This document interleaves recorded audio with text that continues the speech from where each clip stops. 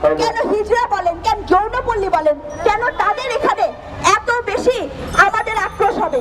আপনার দেশের আইন কি যৌনপল্লীদেরকে উঠায় দেয়? আপনি জানেন না যে আপনার দেশের আইনে কোন সেক্স ওয়ার্কার যদি নিজেকে বলে যে আমি সেক্স ওয়ার্কার এবং তার যদি রেজিস্ট্রেশন থাকে তাহলে সে বৈধ।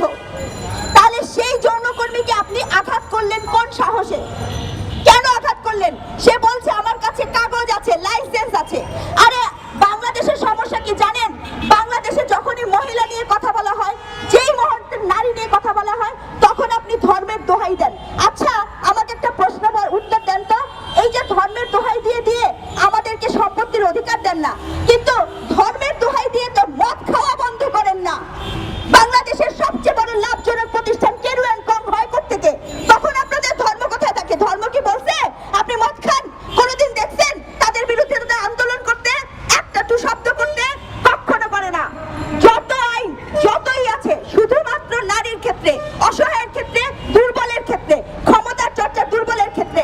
আজকে বাংলাদেশের বাইতুল মোকাররম মসজিদের মধ্যে মারামারি করেন, তখন আপনার ধর্মানুভূতি কোথায় থাকে? মসজিদ কি মারামারি করার জায়গা? মসজিদের মধ্যে রক্তাক্ত করেন, তখন আপনার ধর্মানুভূতি কোথায় থাকে? ধর্মকে নিয়ে ব্যবসা করবেন না, ধর্মকে নিয়ে মেয়েদেরকে আর লাঞ্ছনা দিবেন না, কারণ ধর্ম কিন্তু মেয়েদেরকে এতটা নিচু করে দেখায় নাই। ধর্মেরও যতটুকু অধিকার আছে সেই অধিকারটুকু যদি ঠিক মতো দিতেন আজকে বাংলাদেশ ডিফারেন্ট হতো, অন্যরকম হতো। আপনি তাও করেন নাই। আপনাকে বুঝতে হবে যে মানুষ এখানে দাঁড়িয়েছে, আমি নারী এটা আমার পরিচয় না, আমি একজন মানুষ, আমি একজন বাংলাদেশী, এটা আমার পরিচয়। আমার কথা যদি আপনার পছন্দ হয় তাহলে আপনি আমাকে নারী হিসেবে মূল্যায়ন করবেন না, আপনি আমাকে বিশ্ববিদ্যালয়ের শিক্ষক হিসেবে মূল্যায়ন করবেন। কারণ আমি নারী কোটাতে বিশ্ববিদ্যালয়ের শিক্ষক হই নাই। নারী কোটাতে কেউ কিছু হয় না। যোগ্যতা অর্জন করার বিষয়, সেটা নারীর জন্য যেমন পুরুষের জন্য ঠিক তেমন।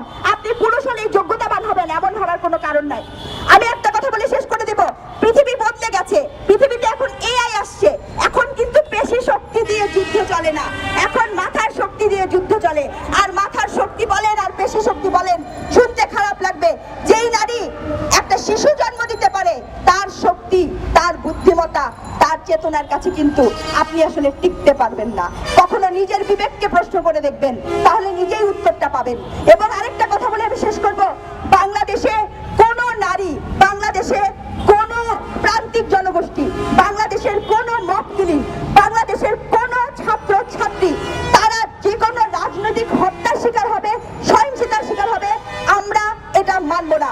নারী মুক্তি মঞ্চ শুধু নারী মুক্তি মঞ্চের কথা বলে না, সকল প্রান্তিক জনগোষ্ঠীর অধিকার এবং তার মুক্তি মঞ্চের কথা বলে। সবাইকে সংগ্রামী শুভেচ্ছা।